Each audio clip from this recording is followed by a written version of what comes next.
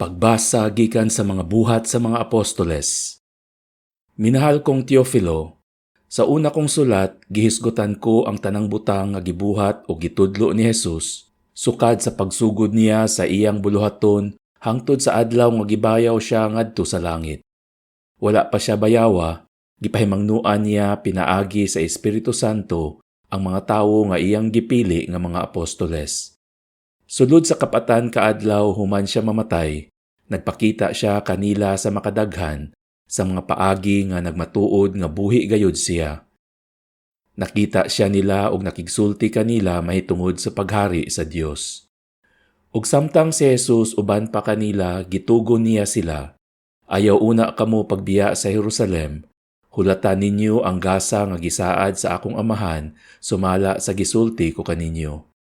Kay si Juan namunyag pinaagi sa tubig, apan pipila na lamang kaadlaw gikan karon, bunyagan kamo pinaagi sa Espiritu Santo.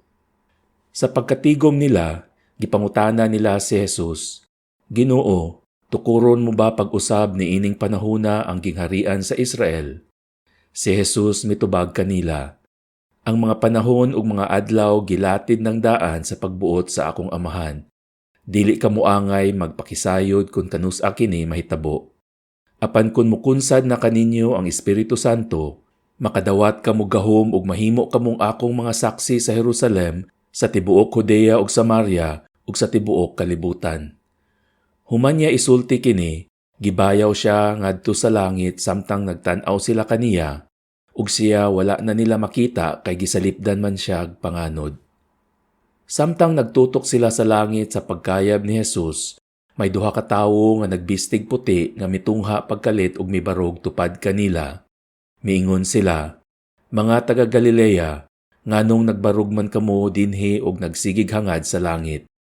Si Jesus nga gibayaw ngadto sa langit, mobalik sa samang paagi sa iyang pagkayab ngadto sa langit. Pagbasa gikan sa sulat ni San Pablo ngadto sa mga taga-Efeso.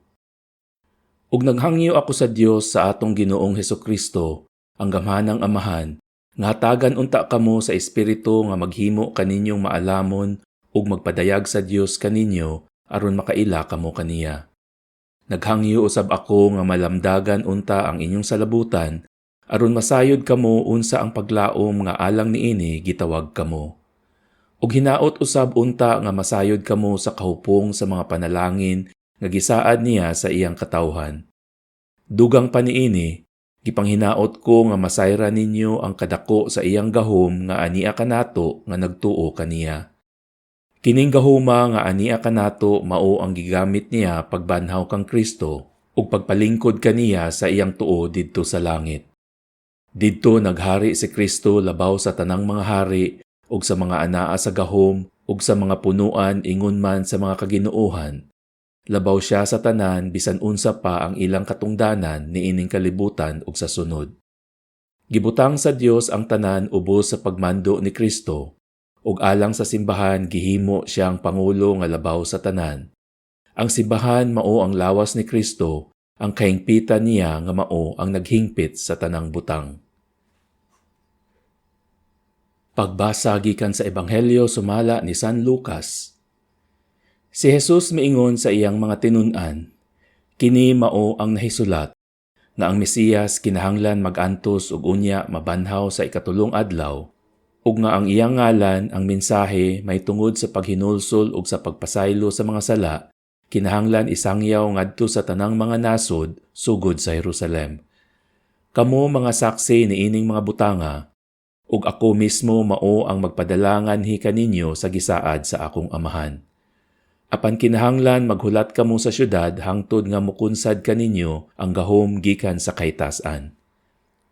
Unya gidala niya sila didto sa gawas sa syudad hangtod sa Betania, diin giisa niya ang iyang mga kamot ug gipanalanginan sila. Ug samtang siya nanalangin kanila, mibiya siya ug gibayaw ngadto sa langit. Gisimba nila siya ug unya mibalik sila sa Jerusalem nga malipayon kaayo.